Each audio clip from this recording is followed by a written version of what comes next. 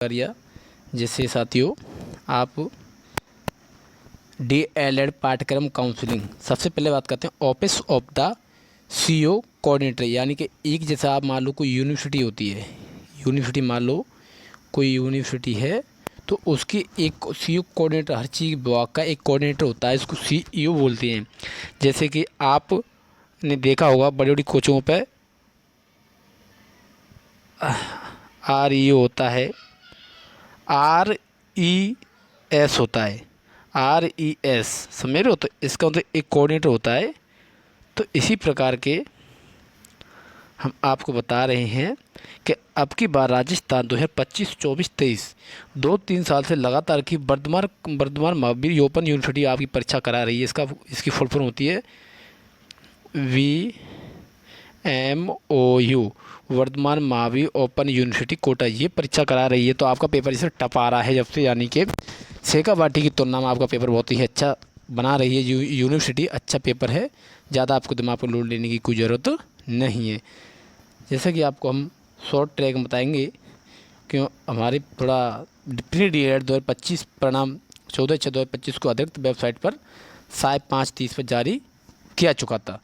Press परीक्षा में प्रति पारी प्रश्नोत्तरों की वेबसाइट का फॉर्मूला आबासादा की स्किन नॉर्मलाइजेशन, इसमें आपका नॉर्मलाइजेशन कैसे, आपके नंबर 390 हैं तो इसलिए आपको नॉर्मलाइजेशन के चलते हुए आपको नॉर्मलाइजेशन और मार्कर किया जाएगा। 100% आपका आधार वरीयता निर्धारित किया जाएगा। पंजीकरण हेतु आपको अभ्यर्थी आवश्यक जानकारी उपलब्ध करवाने के उपरांत अभ्यर्थी द्वारा आवेदन के समय भरी गई जानकारी उपलब्ध होगी। अभ्यर्थी को सलाह दी जाती है कि उक्त जानकारी को सावधानी पूर्वक पढ़कर जांच कर कोई संशोधन हो तो उसमें अभ्यर्थी करेक्शन पोर्टल बटन पर क्लिक करके 200 रुपये के साथ आप करेक्शन करा सकते हैं आपके नाम में। जैसे आपका नाम हस्ताक्षर हो गए, आपका माता का नाम, पिता का नाम, अन्यथा कोई भी त्रुटि हो, आपने समान संस्कृत किया पे आपने संस्कृत कर दिया, संस्कृत की बजाय आपने समान कर दिया, तो आप इस त्रुटि को आप संशोधन करवा सकते हैं। तीसरी की बात करते हैं हम, परीक्षा में प्रविष्ट सभी अभ्यर्थियों को किसी भी बिना किसी कट ऑफ के परिणाम जारी किया गया। पाठ्यक्रम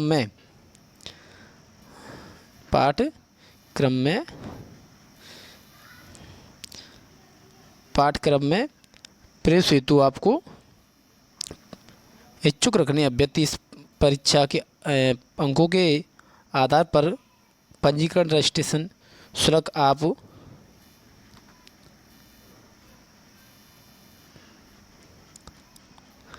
3,000 रुपये काउंसलिंग में भाग ले सकते हैं। उक्त राशि पश्चात आपका पाठ्यक्रम सुरक्षित समेत किया जाएगा।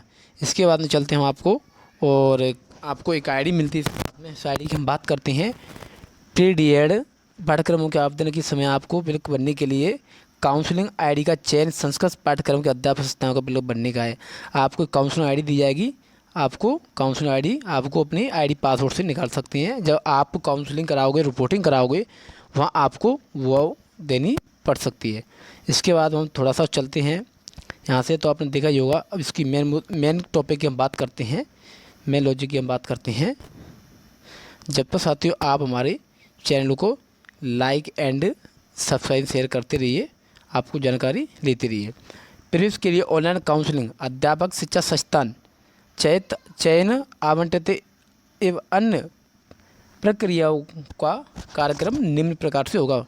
विवरण आप देख सकते हैं। काउंसलिंग पंजीकरण से पूर्व आवेदन में शुल्क 200 रुपये, ऑनलाइन भुगतान। प्री DLED 2025 की सारणी 15/6/2025 को रविवार को वो रिजल्ट आया है, तो 23/6/25 तक आपने अपनी। इसके बाद काउंसलिंग पंजीकरण आपने 3,000 रुपये ऑनलाइन के माध्यम से, ई-मित्र के माध्यम से, net, debit card, UPI ID भुगतान या आपने करवा सकते हैं। ऑनलाइन सूची आप किसी माध्यम से आप उसमें काउंसलिंग करा सकते हैं। रिजल्ट आया है, आप 15 तारीख से लेकर के 23 तारीख के बीच में आप अपनी काउंसलिंग आराम से करा सकते हैं। इसमें आपका काफ़ी टाइम मिला है। इसके बाद हम तीसरे चरण की बात करते हैं। तो प्रथम चरण में अलॉटमेंट सूची, आपकी अलॉटमेंट सूची 26 तारीख को कॉलेज आपको मिली गई होगी। सबने जैसे आपने कॉलेज भरी है तो आपको 26 तारीख को आपको कॉलेज मिल गया, उसका मैसेज प्राप्त हो गया होगा। तो आप उसके बाद में शीघ्र ई मित्र पर जाकर के प्रथम चरण की अलॉटमेंट के अनुसार चयनित अभ्यर्थियों द्वारा 13,000, कितनी आपकी फीस, 13,555 रुपये online e Mitra net banking debit card, credit card, UPI ID द्वारा भुगतान कर सकते हैं। आप ई मित्र पर जाने की कोई ज़रूरत की आवश्यकता नहीं है। आप पुनः अपने फ़ोन से ही आपको फीस भर सकते हैं, इसमें कोई त्रुटि नहीं है। आप सही एक बार जांच के अवश्य बने। इसके लिए आपको कॉलेज की फीस भरने की डेट आपको 26/6/2025 से गुरुवार से 2/7/25 तक बुधवार तक आप जमा करा सकते हैं। लेकिन अभी तो हम यहाँ कहना चाहेंगे कि आप अपना 2 तारीख की बजाय आप 1 तारीख या 30 तारीख से पहले आप करा लीजिए, जैसे कि आपको कोई समस्या नहीं है। क्यों साइड कभी कभार क्या है थोड़ी इशू आ जाता है तो थोड़ी समस्या हो जाती है, पर लेकर ऐसा होना नामुमकिन है, क्योंकि ये क्या डेट इसकी आगे नहीं बढ़ती है, फिक्स डेट रहती है। इसके बाद में आपने ठीक है 7/2 तो आप फीस जमा करा सकते हैं। कॉलेज अभ्यर्थियों द्वारा स्वयं उपस्थित होकर, जिस अभ्यर्थी की कॉलेज है वो स्वयं उपस्थित होकर के आवंटित अध्यापक शिक्षा संस्थान में रिपोर्ट करना होगा। अब आपने फीस भी है, फीस भरने के बाद में आपको 27/6/25 से 3/7/25 तक आपको गुरुवार तक आपको रिपोर्टिंग करानी होगी। आप रिपोर्टिंग 3/7/25 तक गुरुवार तक करा सकते हैं, काफ़ी टाइम है 1 दिन का। शिक्षा संस्थान द्वारा प्रेस साथियों के दस्तावेजों का सत्यापन एवं प्रेस के अधिकृत पोर्टल ऑनलाइन आवेदन सत्यापन करना होगा 27/6 से लेकर के और 3/7/25 तक। ठीक है, संस्था द्वारा प्रमाणीकरण अभ्यर्थियों द्वारा स्वयं लॉगिन आईडी पासवर्ड, आपके पास आईडी है एसटीसी की, आपके पास क्या है आईडी है और आपके पास पासवर्ड है, ये आपको हमेशा रखना है। आपको जब तक आपको कॉलेज में सब काम नहीं होता, जब तक आप उसको ध्यान से रखें। ये आईडी पासवर्ड बहुत इंपॉर्टेंट होती है। आप इससे सारा कुछ घर बैठे आपको फॉर्म फीस भर सकते हैं, कॉलेज फीस है, काउंसिल जो भी है, अपलॉटमेंट अपवार्ड जो भी करा सकते हैं, आप घर बैठे इसको करा सकते हैं।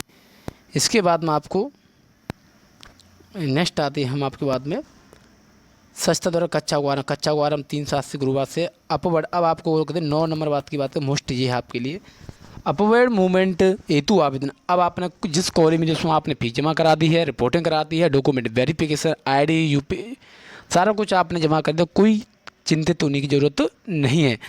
अपवर्ड मूवमेंट का मतलब ये होता है, जैसा आप मान लो, आप थोड़ा समझेंगे यहाँ पे, आप मान लो आप यानी कि भरतपुर के हो। कहाँ से हो आप भरतपुर से हो। कहाँ से हो? भरतपुर से।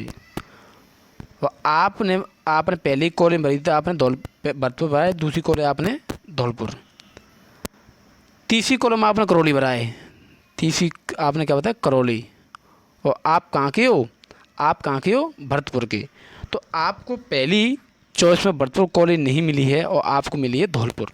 तो आप अगर धौलपुर से आना चाहते हैं, आप धौलपुर से भरतपुर आना चाहते हैं, तो आपने फीस तो भरतपुर वाली कॉलेज में, सॉरी आपने अपनी फीस तो किस में, आपने मान लीजिए कि आपकी कॉलेज है, आपका गांव है, आपका शहर है, आपका ज़िला है, नज़दीक भरतपुर है, और आपने कॉलेज पहले भरतपुर भरी है, आपने फर्स्ट सेकंड आपने धौलपुर भरी है, तीसरी पर आपने करौली भरी है।